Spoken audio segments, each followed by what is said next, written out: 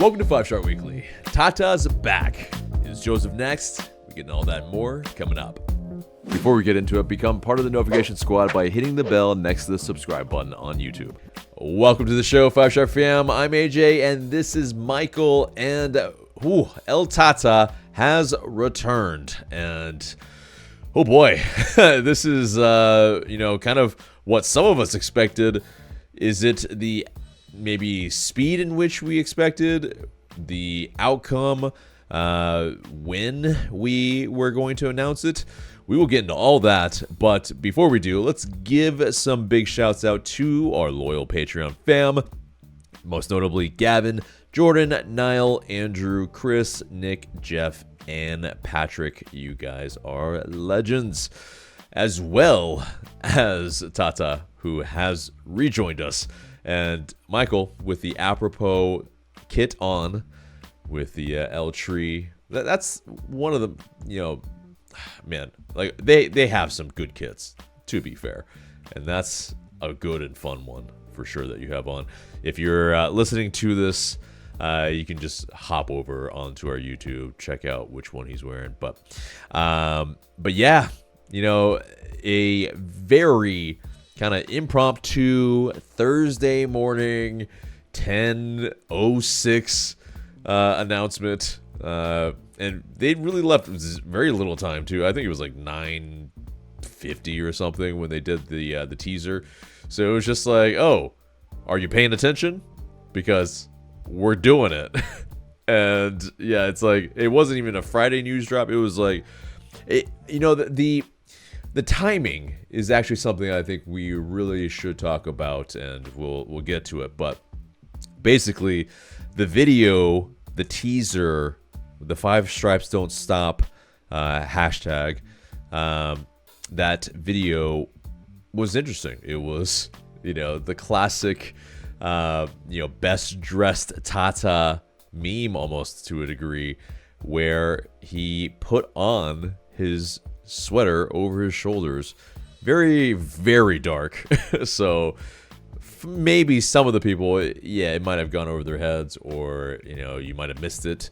You maybe had to watch it a couple times, maybe a few times, in order to understand it. But yeah, it was very clearly, yep, Tata has returned. And man, Tata, he has signed for 2 years until the end of the 2027 season. And it kind of is a homecoming of a lot of sorts. And yes, he obviously took us from the inaugural season from 2017 to an MLS Cup in 2018. He won the MLS Coach of the Year award in that 2018 season as well. Of course, he has gone from South America to Europe to North America, and has coached the likes of Barcelona, and also came up through Newell's Old Boys in Argentina. And yeah, I mean, obviously coached us, coached Inter Miami, and then when he pretty much left Inter Miami was when we knocked him out in the MLS Cup playoffs in that first round, where he apparently said that he had some personal reasons, and so he had left them. And it pretty much follows that cadence of about 2 years. Of course, with Mexico, with El Tree, it was a little bit different, a little bit longer, but the regularity in which he has to coach is a lot less. It's pretty much every other month, it seems, with national teams, roughly anyway. But and so a lot less of a load. But yes, Arthur Blank, the Atlanta United owner, he said in the presser, or at least the the announcement anyway, the article, he said that we are thrilled to welcome Tata back to Atlanta United. Tata is an exceptional manager who set the standard for excellence within our club and helped establish our identity in MLS. Since then, he has continued to achieve success on the global stage. there is a lot of work for us to do to get back to championship form. This moment is not about revisiting the past, but about looking ahead and building a new foundation while embracing the continuing evolution of what it takes to contend in MLS on a regular basis. Tata is a steward of our club's values with a proven leadership record, and he carries a championship mindset to everything that... Hold on, my computer has started to go to black for no reason. Of what it takes to contend... where are we? We're continuing the evolution of what it takes to contend in MLS on a regular basis. Tata is a steward of our club's values with a proven leadership record, and he carries a championship mindset to everything he does. There we go. And we are excited for the future of Atlanta United with Tata back at the helm. And Chris Henderson also said, the further along we went in our coaching search, the clearer it became that Tata is the best candidate to lead Atlanta United to the standard of excellence that our fans deserve, a standard that he helped create.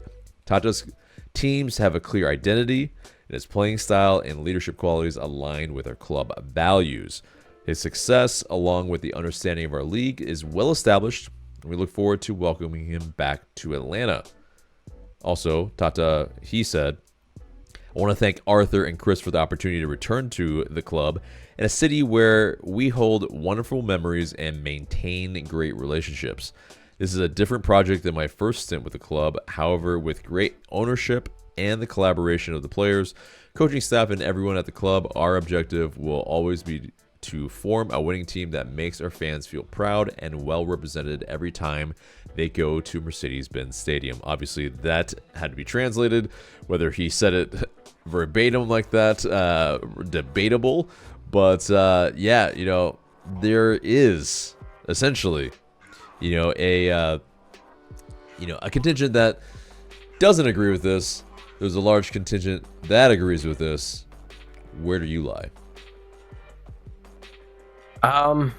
Overall, I agree with the hire. I mean, like you kind of pointed out, like we talked about in the past, he seems to be the best candidate available right now. And all this nostalgia talk, while true, is kind of extra. It is not the primary reason I believe he's brought back. The primary reason is because he's the best available coach at the time. And he hits all, he hits all the boxes. MLS experience, has an MLS Cup. I mean, heck, he even won the Shield with Miami. Granted, that was kind of a special team, but still, I think he's going to do well here as he has in the past. Will he do as well as he did in the past here? I don't know. I know for one thing is for true is that he's not going to be able to do as bad as we did this season. I don't think we will be down there in the doldrums again with him. That would be more surprising than even this last season in general, to me at least.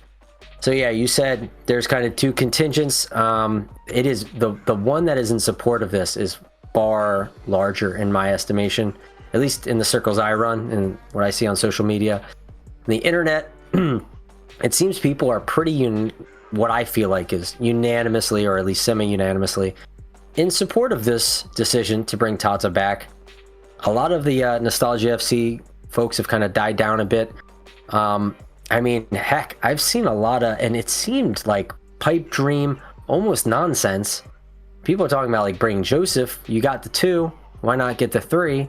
I mean, it's seeming like that's a very strong possibility with him becoming a free agent.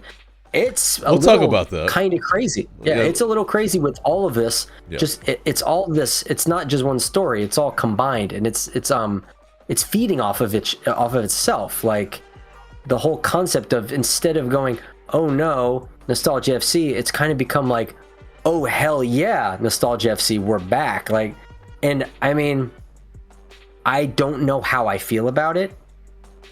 I think that what Tata, and even if Josef comes back, I don't know how confident I am in saying that would happen, but let's imagine it did. Yeah, well, again, Tata, I think things we will talk about Josef better. later. Yeah, so yeah. I mean, yeah. So just keep that to the side, but it's still part of this consideration. But that, all of that in mind, it's in my like, I think we will do much better. Mm-hmm. So like, yes, the floor has been raised. I think we'll see a better season with Tata at the helm. I think he can fix some of the issues that we've been seeing, some confidence issues, some chemistry issues, some cultural and identity issues, which I think are the big ones. I think we're going to see us going more back to what we were kind of known for in the beginning, because that's what Tata brought. So I think he will be able to bring it back again to that. But yeah, but again, remember if everyone has listened to the show before, back before we got Miggy, I was very nervous that Miggy could come here and just sully his pristine legacy here. And last season was exactly that. And it was devastating for the fan base, for me, for just anyone who had a heart that cared about that player, trying to come back and save his, like, not his club, but, you know, one of his clubs, and one that obviously meant a lot to him. And it completely was a massive failure. And he took that seriously. I don't want to see that happen to the likes of Tata or Josef or anyone else that were to come back again. That's what is so damn scary about it. So, I mean, and all it takes is like bad injuries, like a couple of players that just don't mesh well, and it just kind of throws the whole vibe off the team, or some guys who are just culture killers. Like, I mean, and if it just doesn't start going well and things continue to go downhill, it could result in it just can't be as bad as last season, but it could not be also a great season again. And I don't know obviously when I say I don't know if we can take that, it's like, well, what are we going to do? Literally stop watching and fold the team and everything? No, of course not. But it's going to be hard. It's going to be really tough. Yeah. To sully not just one, but like three legends of Atlanta United. That would be that would be tough. It was really tough with Miggy, and times that by 3 potentially, but at least with Tata now, we know for a fact if he fails here on his second time around, that's gonna sting. Yeah, and it's a very real possibility, not to be a downer, but it is the risk that this hire does run. But I think what we do know with Tata is that he does bring clarity in values, he does bring clarity in identity and how he plays, and he will absolutely, figure out how to get the best out of, star players and also the team on a whole, and be a massive help in getting new players or other players into the squad to be able to mesh into his system. He has that eye for talent. He has that, cachet, not kind of, like a massive cachet around the world, where, players do want to come play for him. So, that if you come play for Tata, that there will be trophies won. And, he's done that pretty much everywhere. And that's, I think, the positivity from it, for sure. There are absolute worries because, yes, he won't have the Gam and Tam that he got in 2017 to be able to build out rosters. He has a very broken roster at the moment, and there's a ton of work to do to be able to get to a championship level team. There are players that probably won't match a system.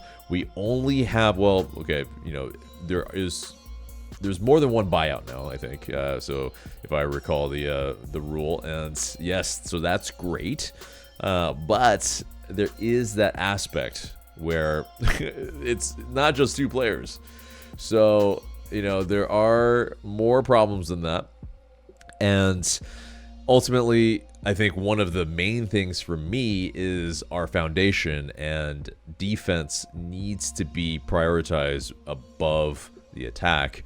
And even though our attack does have problems in itself, I think, it's some of these players, will they match his style? Will they match what he wants to do or what he wants out of those players? And will we have enough of those type of dynamics between player to player to be able to achieve what he wants to achieve within the first year, which there will be big expectations. There are going to be fans that are still shell-shocked, that are still burned from the past pretty much 5 years of mediocrity or worse. And with that, I'm not sure everyone's going to return, but this move definitely has sent shockwaves through the fan base, and for maybe the fans that have fallen off, that's okay. There is absolutely seriousness in this move. There's no disputing that. But, will it bear the fruit of what Atlanta United want, what the fans want, and ultimately probably what the league wants? I mean, the league, like we mentioned, needs Atlanta United to be doing well. And, this probably also was, aided in some regard. I also wonder this, it is where Tata Martino is 62 years young. I mean, not a spry age, but it is, how many years does he have left? It's a 2-year deal. A lot of fans are really wanting, more than that. Really wanting, an aspect of it where, hopefully he can set that foundation better than it was the first time. Obviously, the front office is a little bit different.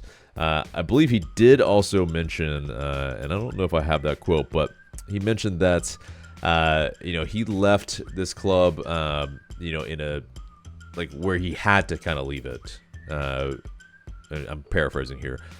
And so when he did, he wasn't ready to, be that steward into year 3, year 4. It was more that, he was okay with setting the foundation of it, just wasn't in the place to be able to continue on. And so, with that, it's the wonder. I think a lot of fans are snake bitten by that. They have found that, okay, well, yeah, you helped us, kind of set some of that, but it didn't really turn out the way we wanted to, and that's something that we really, really, I think, have been encumbered with. That's been the main problem, is after Tata, then what? And I don't know. I mean, how do you feel about, it again being a 2-year deal? Seems to be the going fair, the rate when it comes to getting Tata Martino as the coach. So I wasn't surprised by it. I know there were some rumors about just 1 year, which would have been ludicrous, absolutely insane for that to be the case. So at least it's 2. That's good. That's the bare minimum I would want. Want more, of course, but like you said, there seems to be reasons and things like that where perhaps he doesn't tend to do longer than that, or want to for whatever reason. Curious to know what that reason might be, but it is what it is. I mean, I wasn't surprised after he left 2018 because he won the cup. What else is there to really do? I mean, I get that and it makes sense, but yeah, I mean, I would like for him to be here a little bit longer because, like you had said earlier, once he left after 2018, it was what to do after him, and he's tried to instill a identity and culture here. And then we immediately turned around and said, we're going to change that by hiring a completely different coach. I don't know why we did that. It seems to have, it did okay in 2019, but it was not the same. A lot of people really got upset about that. I remember Tanner wrote that article at one point. So it's, I hear even people saying, like, if Tata comes in, he's got to have some kind of say in, like, the succession of the coach, like the next succession planning for, like, the next one to be like, here's someone that can kind of follow in my footsteps to continue what we started here. I think that's a lot of the fans' concerns. It's a part of my concern too. We need to have an identity established and a culture here. So when players come out and come in, they kind of can hit the ground running, knowing what they're getting themselves into with Atlanta United. They know what they're going to get. They can understand the kind of system and play style and what we do here. Whereas before, it seems like you have all these different pieces from different systems and different ideas and cultures and concepts and things, and they're all mashed together, and it just doesn't fit. So with this, at least you have a more cohesive thing if we can build it. And it's like, you know, you have a republic if you can keep it, like they say in the United States. Like, you have a system and an identity here if you keep it going forward. Hopefully we keep it this time. Oh, that's a very interesting metaphor. I don't know if we'll go into politics, but that's a very, very interesting metaphor. And yeah, I mean, it is fascinating to that degree where, man, you know, it is something that we just did. Maybe not a 180, but we definitely pulled and veered away from that path quite a bit. And it absolutely upset the apple cart. It was, you know, not only fans, but absolutely players. And, you know, players, there was that reported mutiny as well with Frank de Boer. And so, yeah, this the secession planning, it is... or succession, yeah, secession is a different meaning, but yeah, the those words should not be that close. That, first off, English language is really dumb in that regard, but it can be.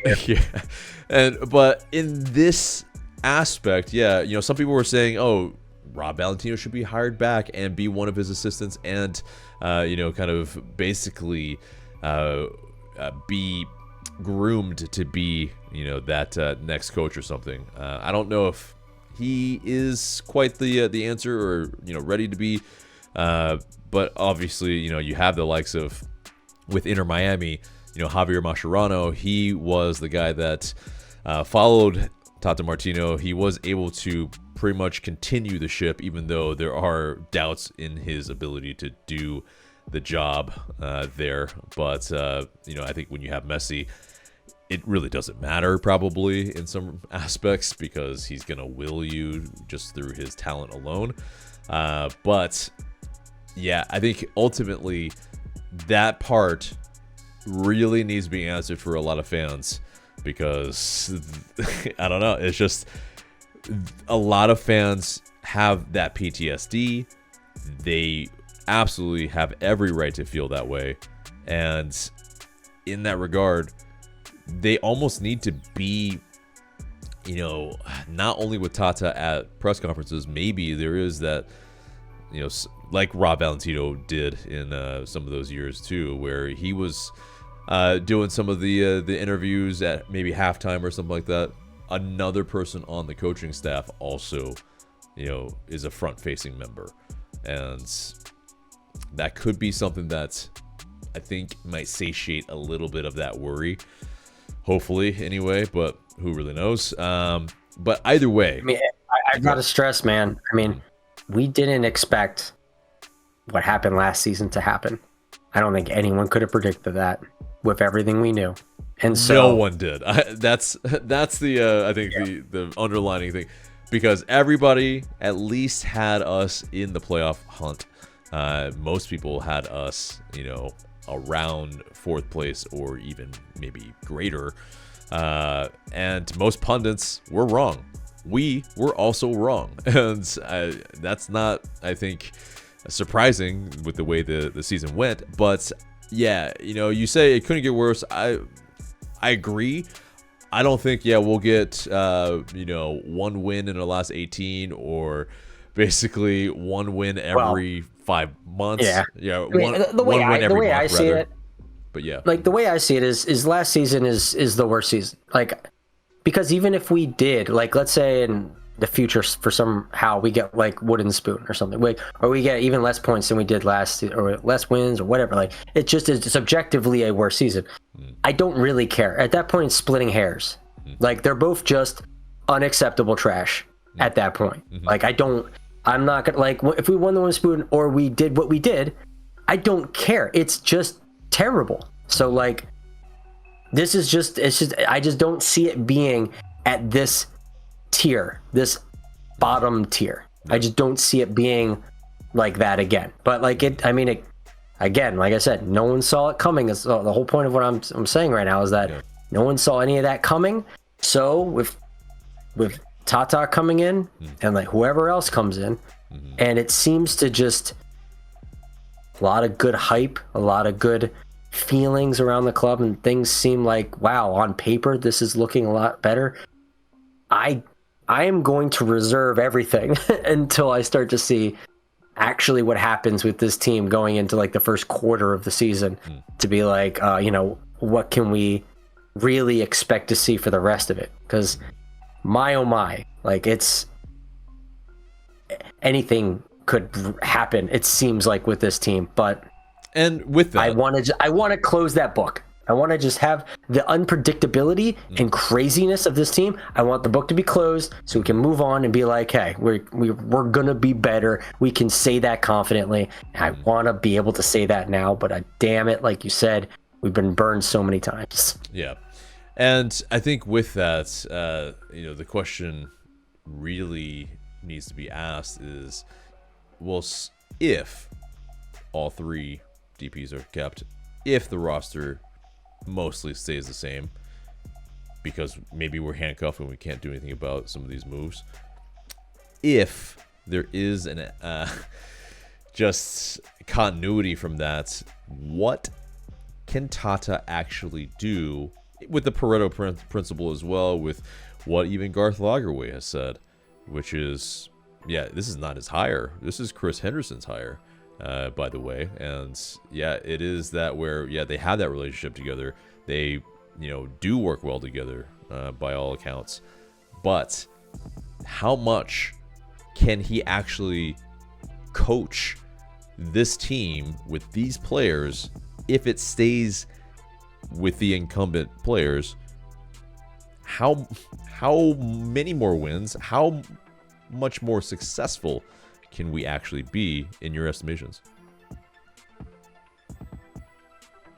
It's a big question. It depends on assumptions. You have to make assumptions here. Yep.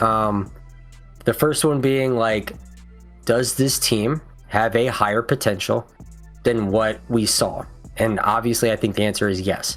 So how do you unlock that potential? Was the thing that was holding, one of at least the things holding them back, was that coaching? Was that confidence?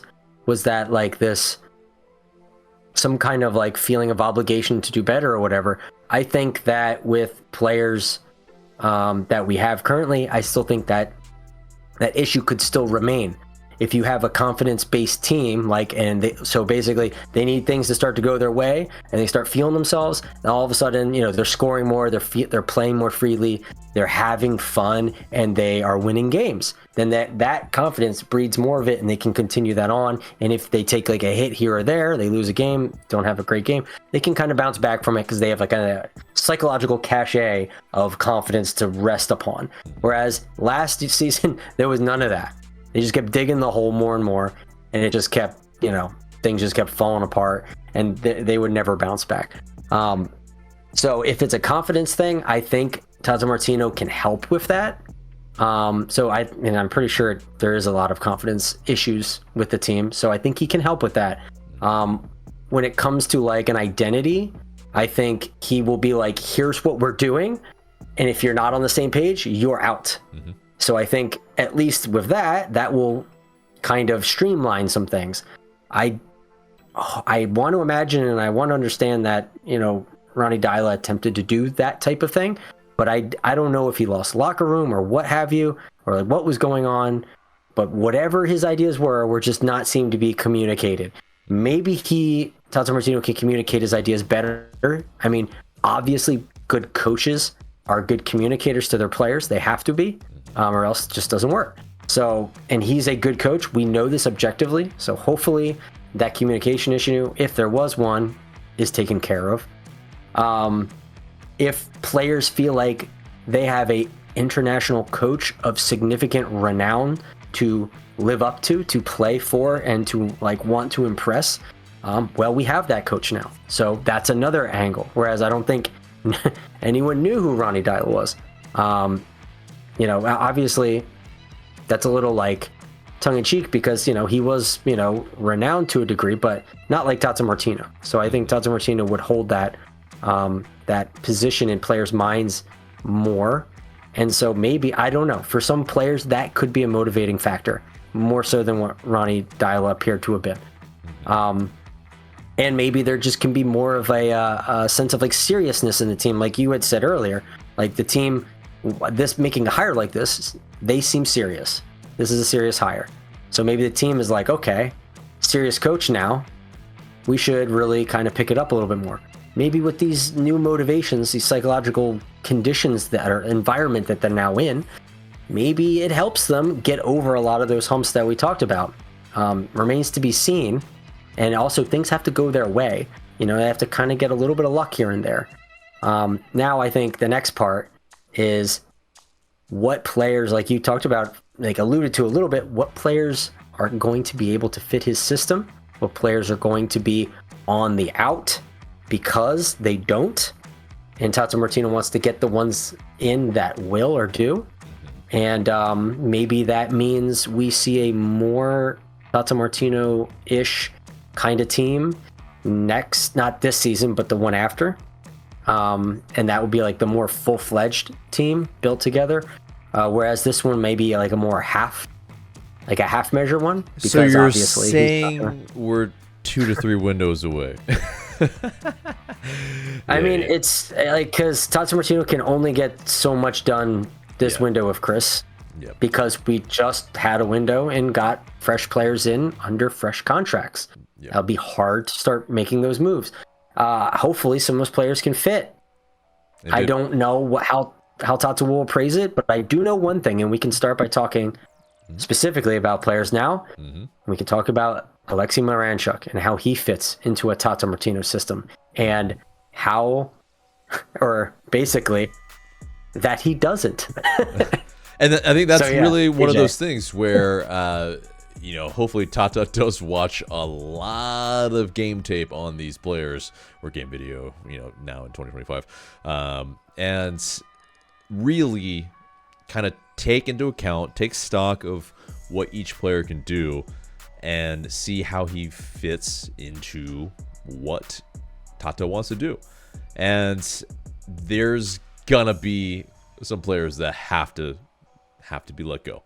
As far as Alexei Miranchuk, I mean, he fits in somewhat of a possession-based team that maybe doesn't run, maybe is a team that plays in the opposition's half a lot of the game.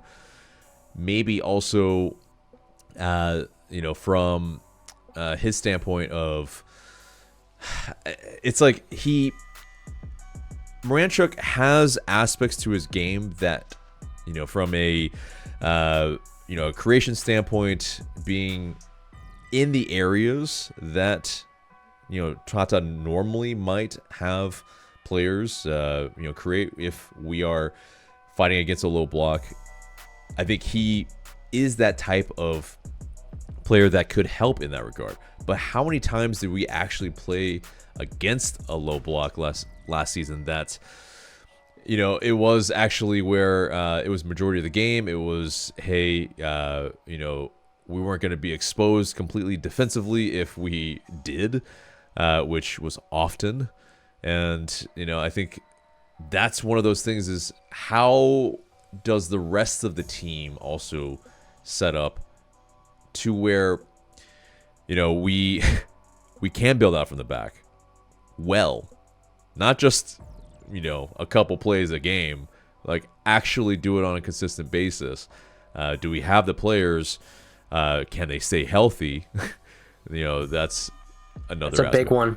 And that's a very big one. People need to remember, Tata Martino did not suffer a lot of injuries to key players while he was here. Yeah. If he did, things might have been very different. Right. And I think, you saw that Josef Martinez, he pointed out after the fact in, differences with other coaches, notably, say like Gabriel Heinze, that's, people have different ways of coaching, and the intensity for Josef Martinez was way too much, and he was saying that they were killing players, and Emerson Hyndman was one of those guys that got overplayed, and so it's something that Tata, I don't think you could ever accuse the intensity part of it as too much for his sides. I think he realizes how and what the strengths of those players are, and to be able to maximize them the best, because let's be honest, I mean, the legs were mostly gone, even though yes, they were able to still be very smart with it, but with Suarez, with Messi, they weren't exactly high pressing a lot. They took a lot of plays off, but smartly so, that they could just walk on the pitch. And it's like, even with basically 2 bad knees, Suarez was still very effective in MLS, and at his age too. So it's one of those things where yes, he also had where Josef Martinez was there. And Josef Martinez obviously has been linked with Atlanta United in that sense, where Tom Bogert, he reported that not only did he leave San Jose Earthquakes by mutual decision, because they declined the option, and also though that Josef, he was their leading scorer, and 14 with 14 goals. And basically as well, it's at least from Bogert anyway, he says that Martinez is always interested in an Atlanta United reunion, and so it's to be determined.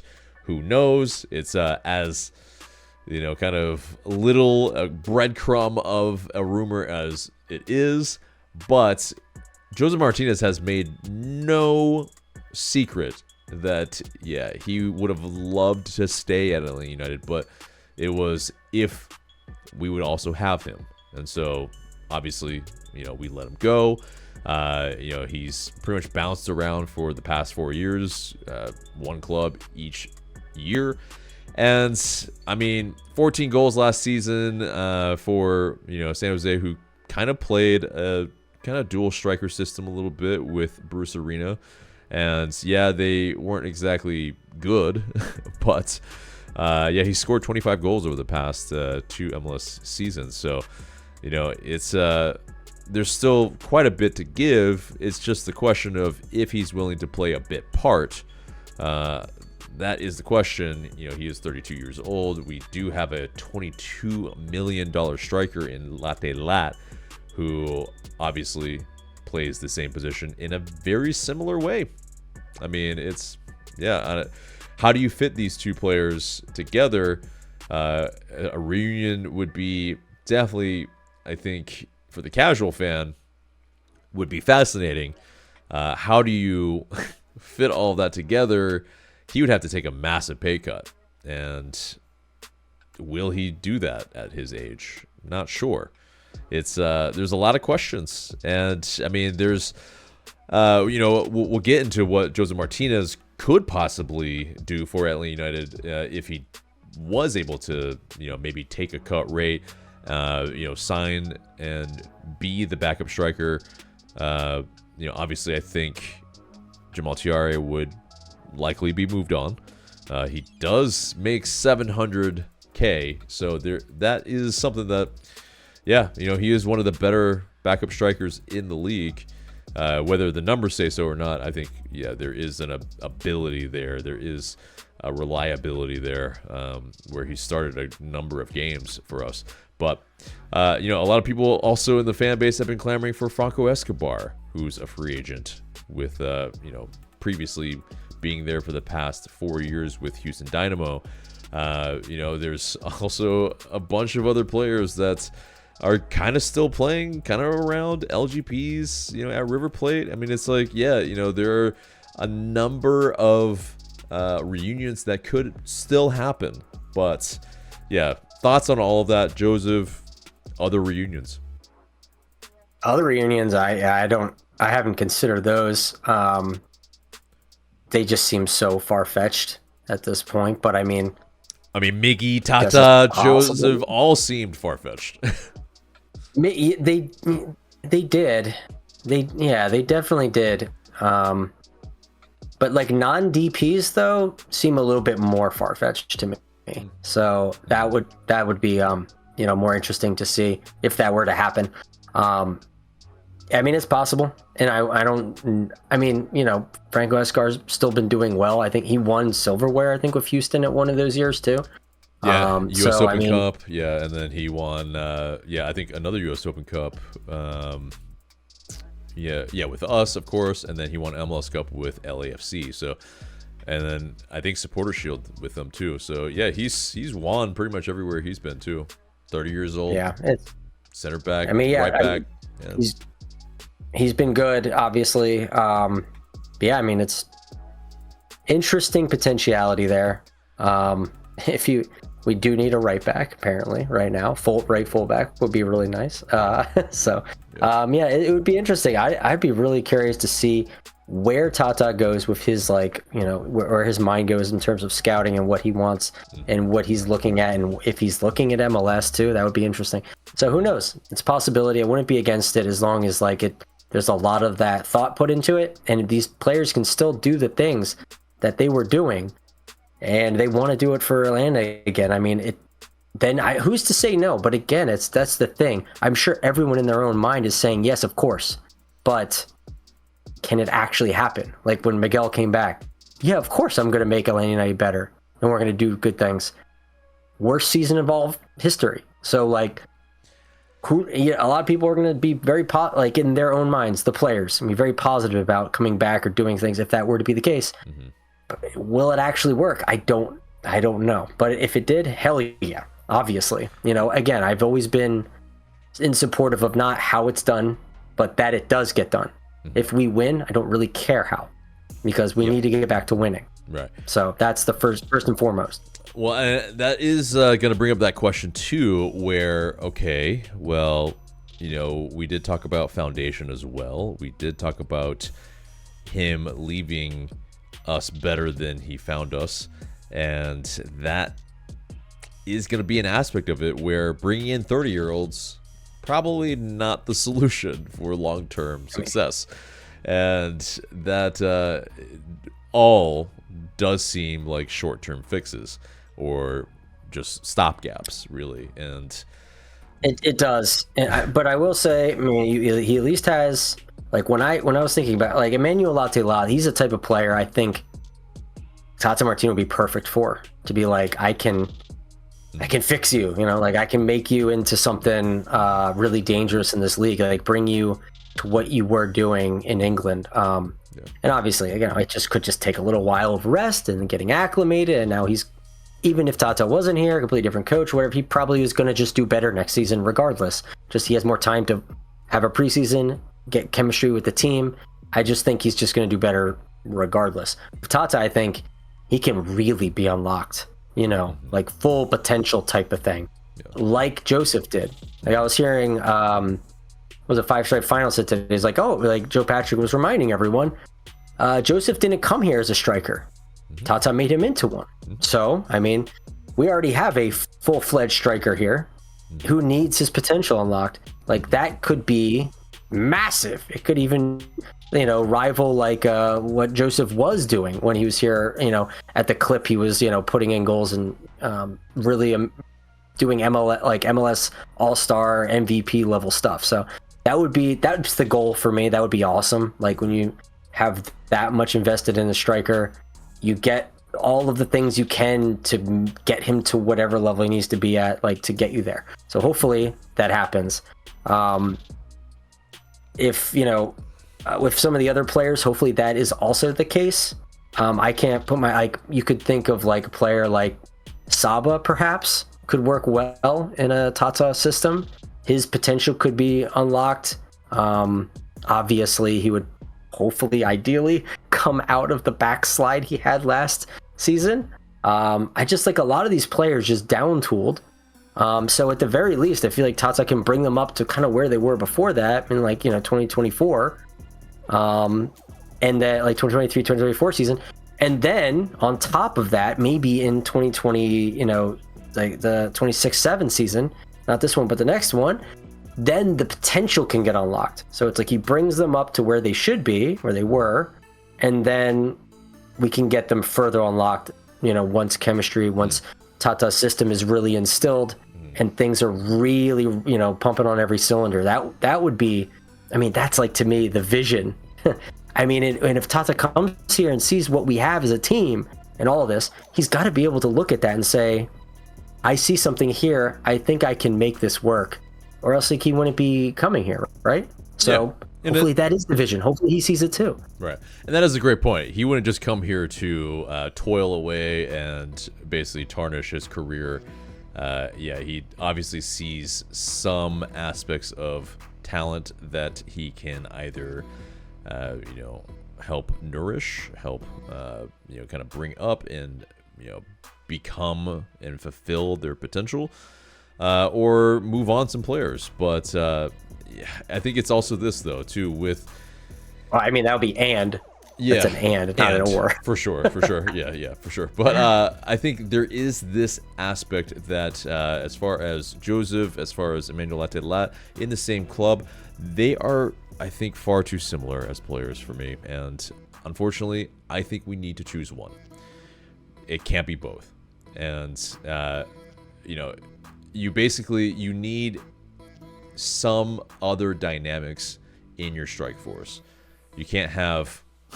maybe 3 guys that are exactly the same, or 2 guys that are exactly the same, and then, it basically would mean like, one of, it's basically Tiare probably can't stay if Josef Martinez is going to be the backup striker. That's probably a given, because of the salary there. Keima Togashi, I don't think is different enough from the both of them to be able to be that game changer as well.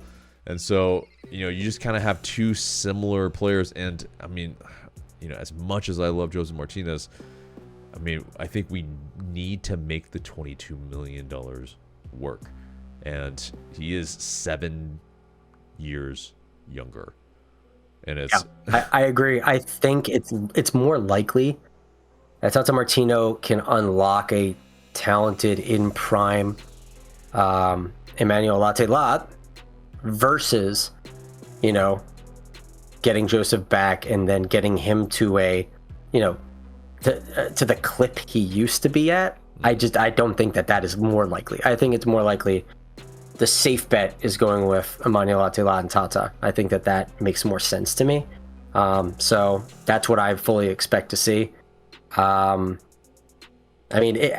talk about, well, if it's Josef, he would just be the, like for like super sub, and then he would come in at the end of the game to finish things off, and that would be what he on a significantly diminished salary, like a TAM player maybe, but still a diminished salary, and he would be okay with that because he's all with his friends again that he won stuff with, and maybe that's enough for him. I don't know, but to your point, like, it'd be nice if we had like a really tall, like a hold-up striker to utilize when the need is for a player like that versus like what we have with Josef or Emmanuel Lattelat, like different, more pacey, faster, dynamic, just running at you type striker. So, to your point, that's fair, but like, I don't know if it's necessary for an MLS team, but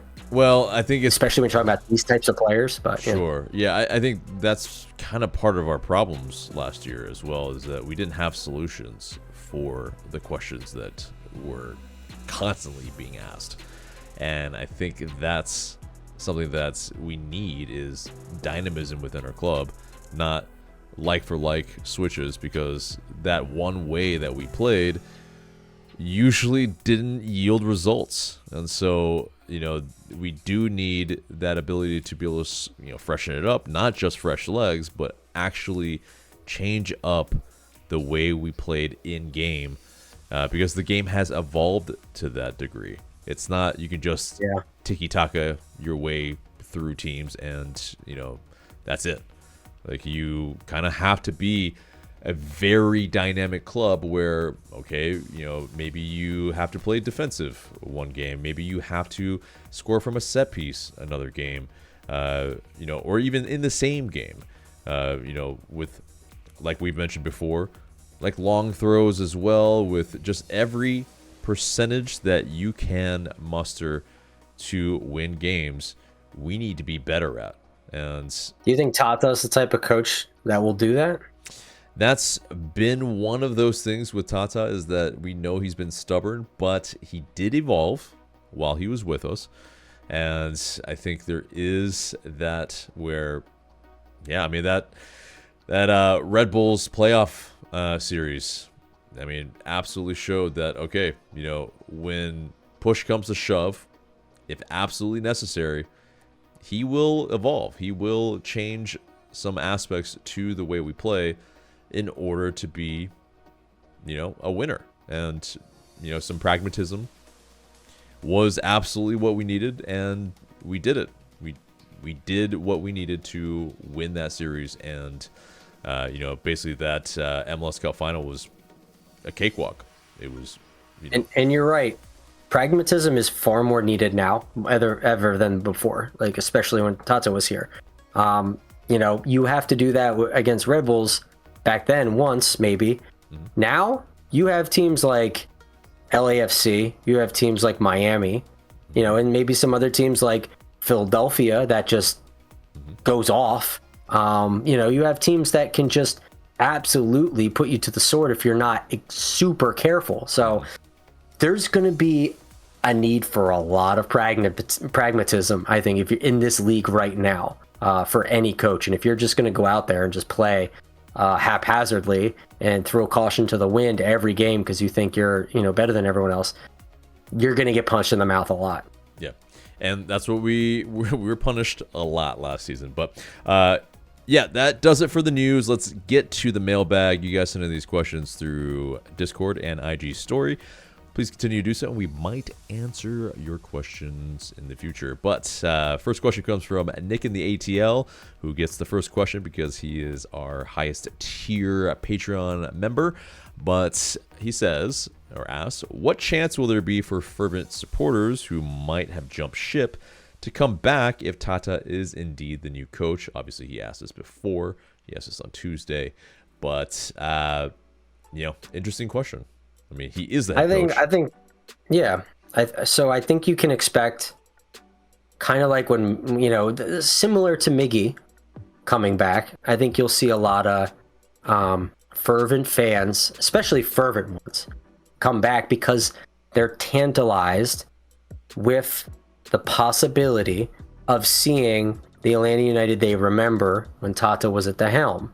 That was an exciting Atlanta United, a championship Atlanta United. I think that they will be kind of like reaching for those halcyon days.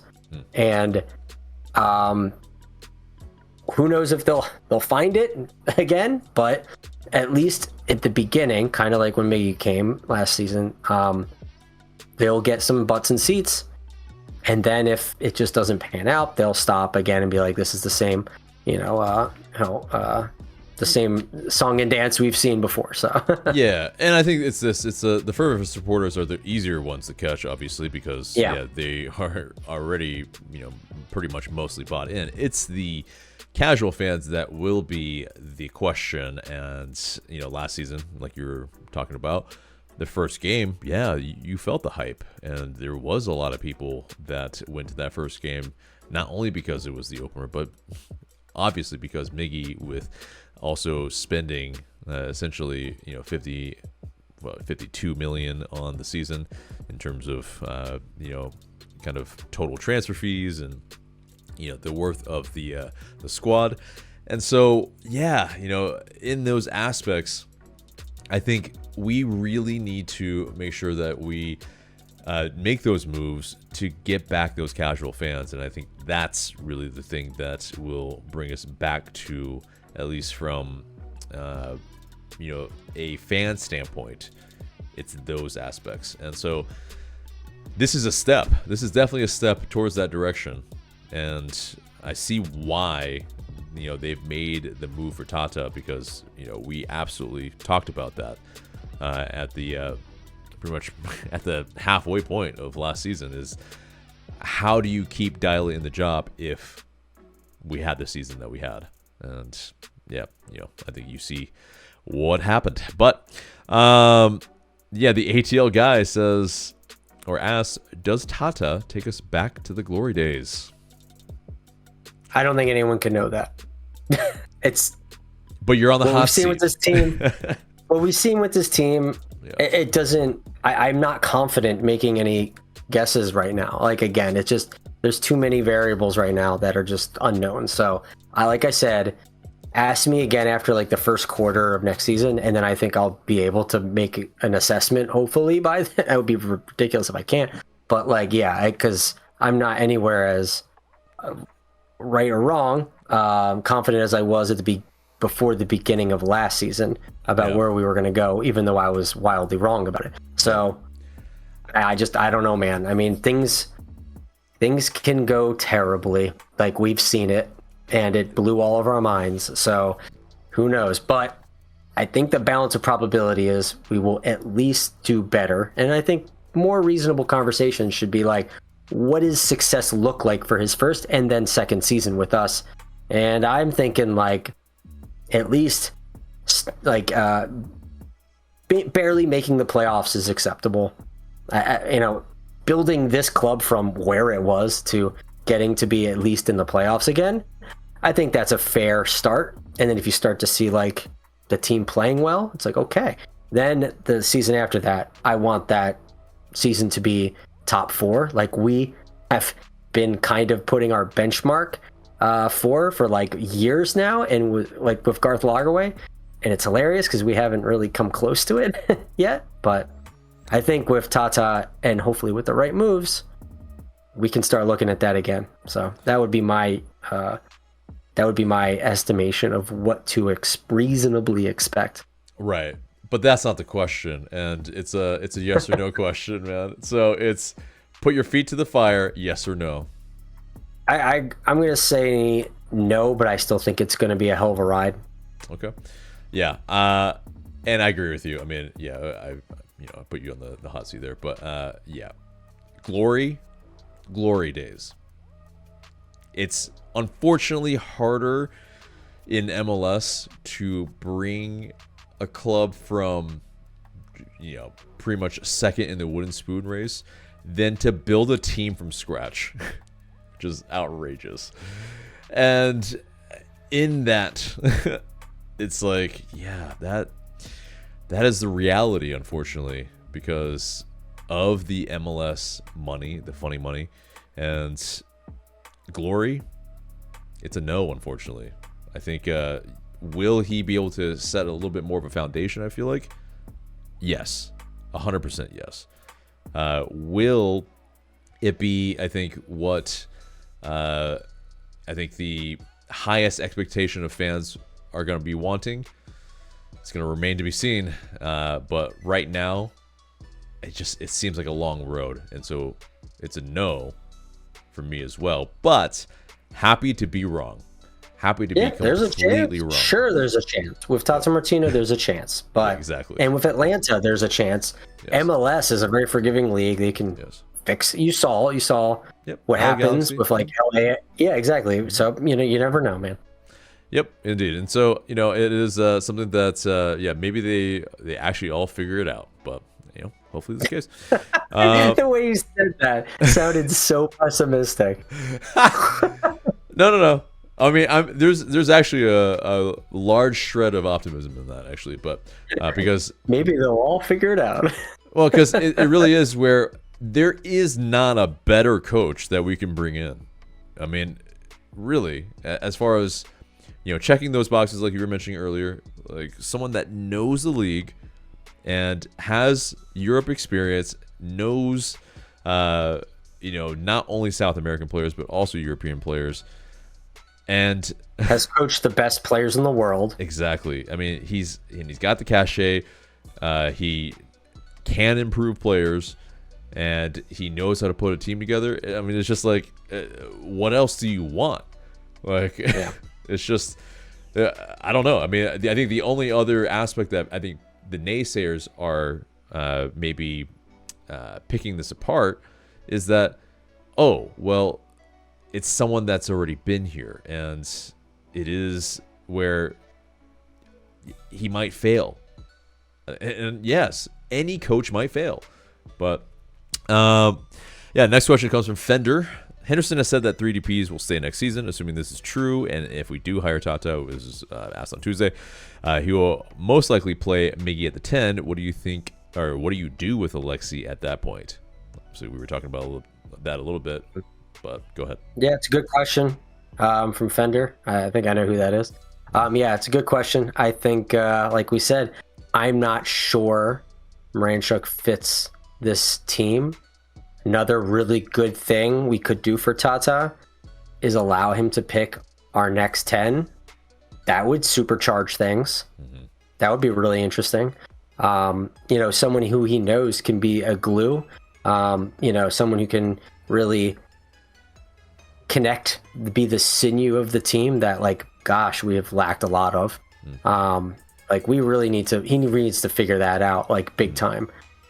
Ronnie Dyla just could not figure it out. We need to figure out how to get these guys to play together. And if he finds the ones that just can't, they need to be tossed out and replaced with guys who absolutely can. We cannot make that mistake, because it's just, we see what happens when you do.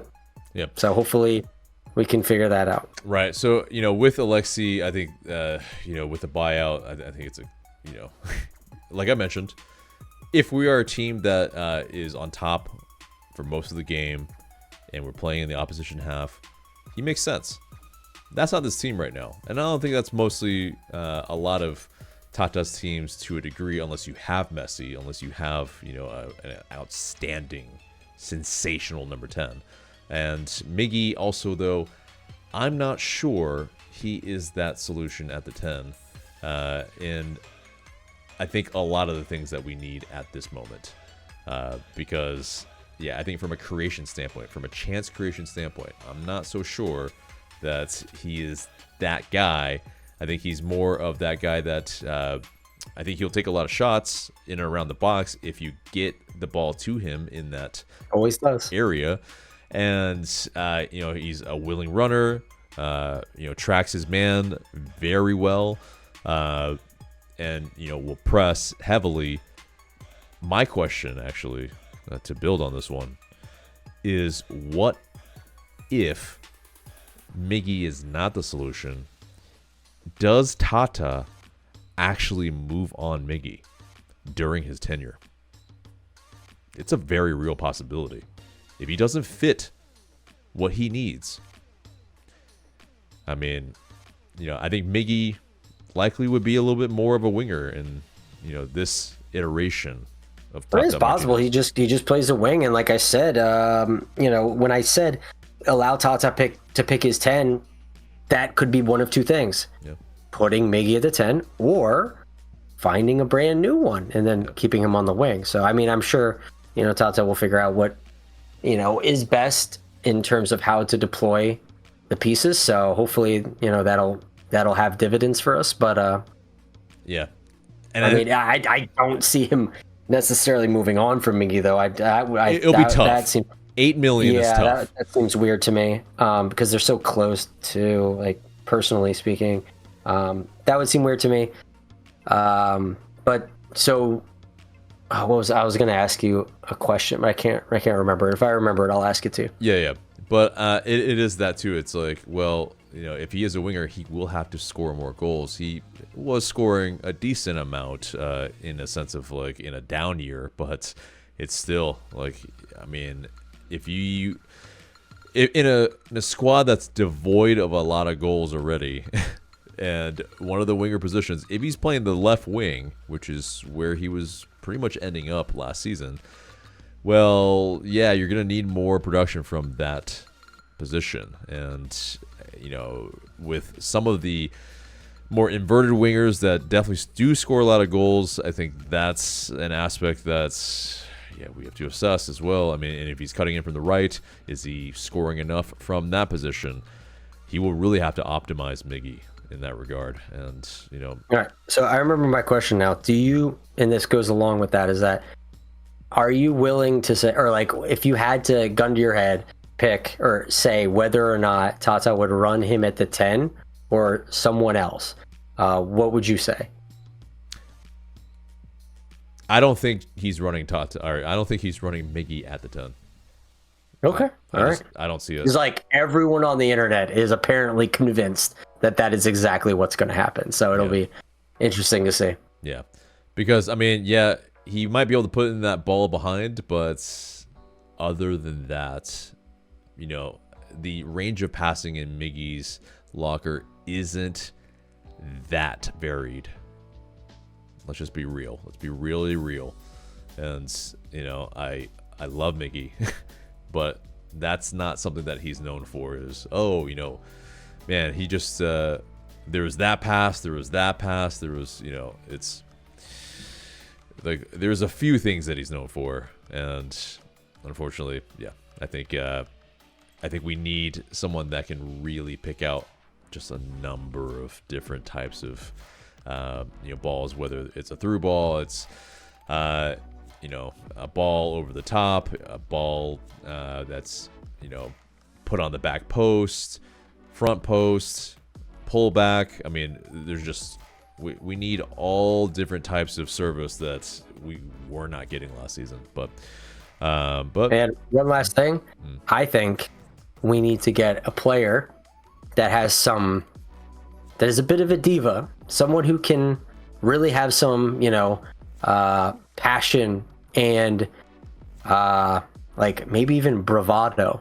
You know, I want to be able to, I want another striker again, like we had with Yorgos and with Josef, who when they would speak to the media, they'd speak bars, dude. Like they would throw out some bars and they would say things that people would remember, you know, quotes that would last. I want to hear like, I'm the best man again, you know. I want to hear you'll remember my name because you'll be saying it so much. Like I want to be able to hear things like this again from our next striker. I don't know why Emmanuel Atelat is as quiet as he has been and like as meek and mild to a degree. Like I want to hear confidence from him. I want him to come out and speak to the media and be like, we're gonna tear this shit up. Like we're gonna go off. Like we are confident. We are going to do what we got to do and like throw out some bars, man. Like get the fans heated and ready. Like Yorgos, you know, say what you want about him, he did that. Joseph obviously did that, and they backed it up, both of them. So I want to be able to see that. Hopefully we can get that from Emmanuel Atelat. If not, we need to get that from another player on the team. You need to get that new 10 in or whatever, keep Miggy on the wing or whatever, or if it's one of the wingers, you know, move on from Miranchuk, get a DP. That guy needs to be able to talk some shit, pardon my language, but like someone who can really tear it up and make everyone fired up. Because I feel like this team lacks personality. It lacks like leadership on the field in terms of, you know, charisma and just like energy. We really need that. Yeah, we've lacked character, and it's just been a massive problem. That it's a Joseph size hole, it's a Yakumaki size hole. But yeah, Ethan at Atlanta United 17s did also make a comment that I think is really apropos. That does keeping all three DP players statement even mean anything? They've said we're keeping Diala a few months ago, and obviously we know what happened there. To me, it just feels like what the FO has to say for morale reasons, but also to keep the value of the players at the highest value. And so, of course, yeah, and you know, you're not going to be like, oh, we're moving on our players, and so you know these players are on edge, and yeah, all the while devaluing them. So 100%, yeah, we do have those buyouts. It's you know, definitely going to be one of those things where I think at least a DP is going to move, but I mean, you almost have to in order to sell tickets.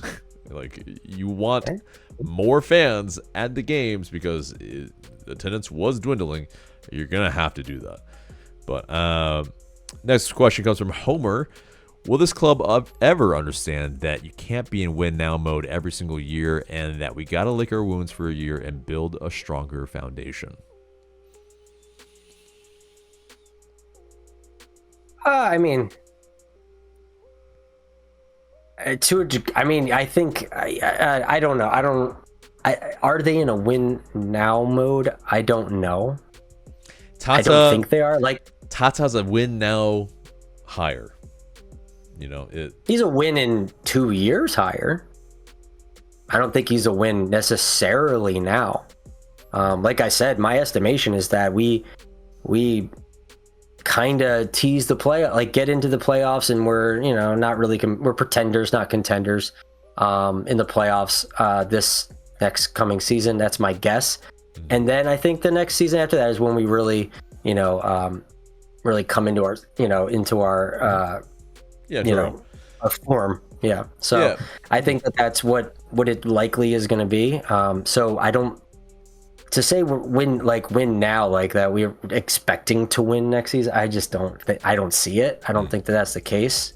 And I don't think, like I said, I don't think Tata and Chris can fully remake the team in the image that they want for this coming season.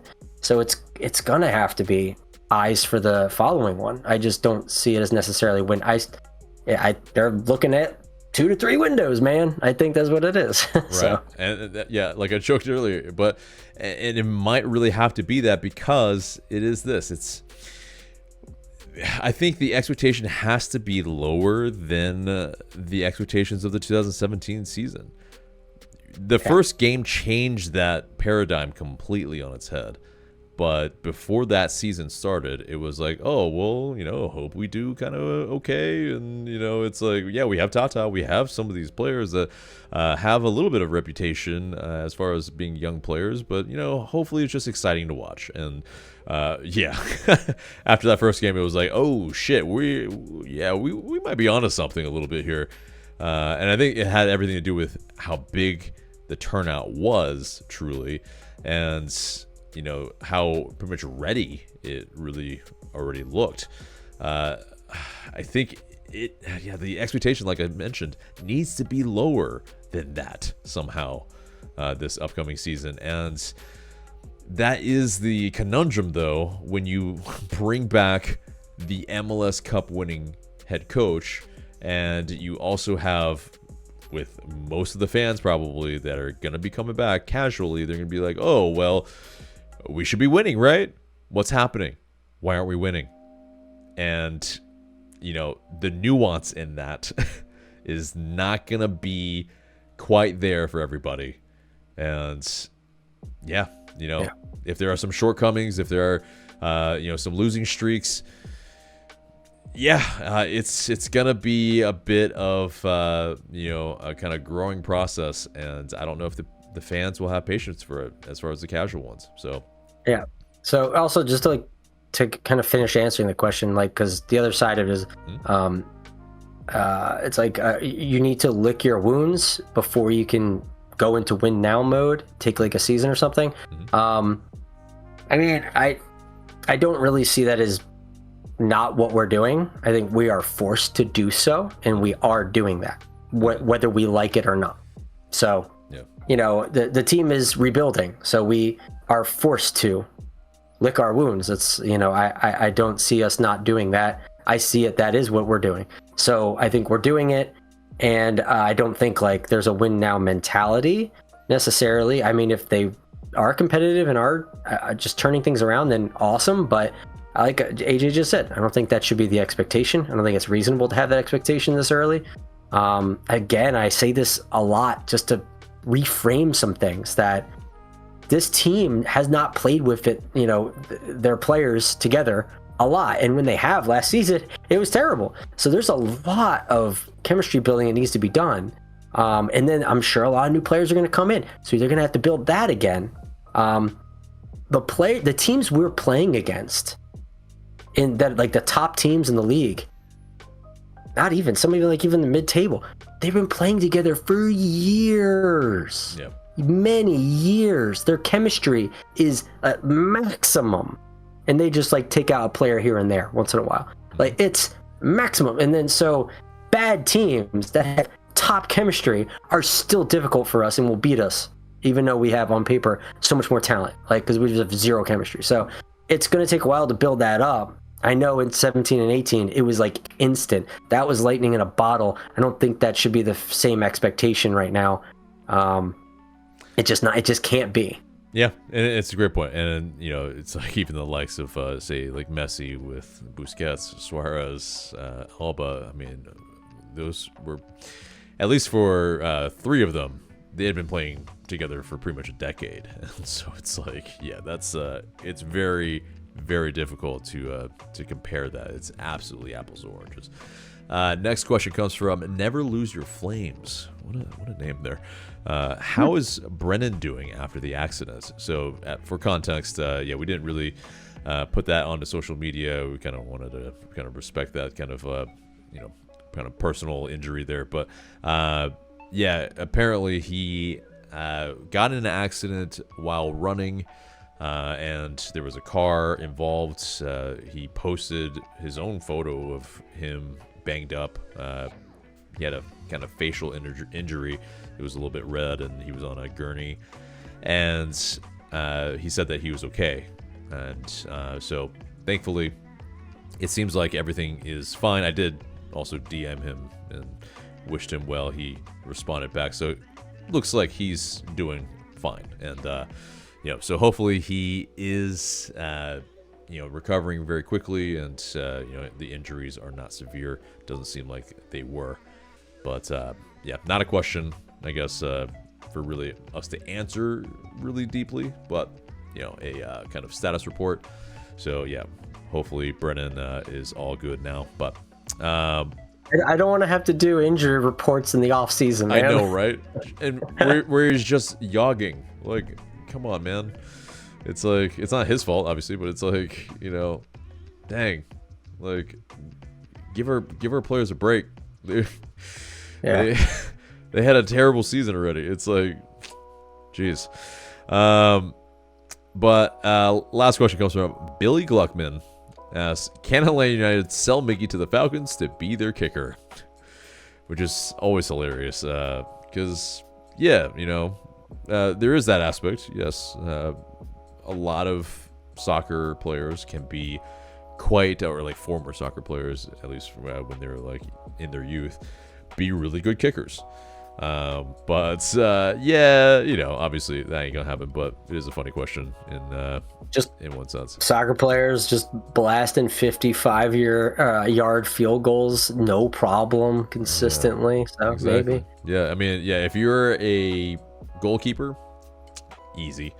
If you're, you know, usually anyway, if you're a ball playing goalkeeper, if you're a center back that can put a long diagonal on a dime, also probably easy. And but you know, you do also have to have a little bit of the other skills too. So it's as far as you know, evading tackles, and you know, in the case of fumbling or anything like that, knowing how to make a tackle. But anyway, so that is pretty much those questions. We do have, I think, one that we've answered before. We can end on this one. XJR asks, is Gregerson our best defender if he stays healthy? We just don't have a lot of data for the other two, but yeah, right now I think it's obvious that he is. It's just unfortunate that he can't stay healthy, and he might be the target of a buyout. So we'll see. Yeah, I mean, or at least maybe not a buyout, but I think you could get something for him in this league. It's just who's going to take that cut rate? Will we have to eat some salary? Probably, but you know, is it worth it? Could be, but you know, we'll see. Still don't know what the prognosis for his injury at the end of the season is. Right, probably won't be revealed. So. You know, just in the case of any sort of move or anything like that. But yep, so that pretty much does it for the mailbag. It gets us to, or it's pretty much the entire episode. And the question of the day is, who would be the most left field player from the 2018 MLS Cup squad to bring back? Let us know in the comments below. Looking forward to what you have to say. But Yeah, I mean, do you have a a suggestion for who the most left field player would be? Left field? Oh man, I don't know if it's like what makes it left field, like odd or like just strange. Yeah, it could be or, like, oddball, unexpected, any of those type of like. But it's just like the players I think about, I'm like, they kind of make sense. You know? It would be like this. It's like, it would be like Barco. Yeah, Barco probably be maybe the weirdest one, because I mean, like, I'm thinking like Emil Assad still doing good. You still have Tito Villalba doing things. You still have like LGP, like you said, doing things. Eric Remedi probably be a little weird too. So yeah. If you bring Darlington Nagbe out of retirement, that'd be pretty left field. Yeah, obviously not counting those. Yeah, because like there's like Lorenowitz is like coaching, I think, right now, so I don't think he would do that. Yeah, and so yeah, there's definitely a good number of people on that squad that could be, and man, it could even be Brandon Vasquez, where maybe you buy out Latila and you bring in Brandon Vasquez. Who knows? It's the stranger things have happened, and we've been seeing it. So I'm not gonna rule it out. But guys, let us know in the comments below. Looking forward to what you have to say. But that is the episode there and there. That's Michael. I'm AJ. Remember to like, share, comment, and subscribe. We will see you in the next video. Bye-bye.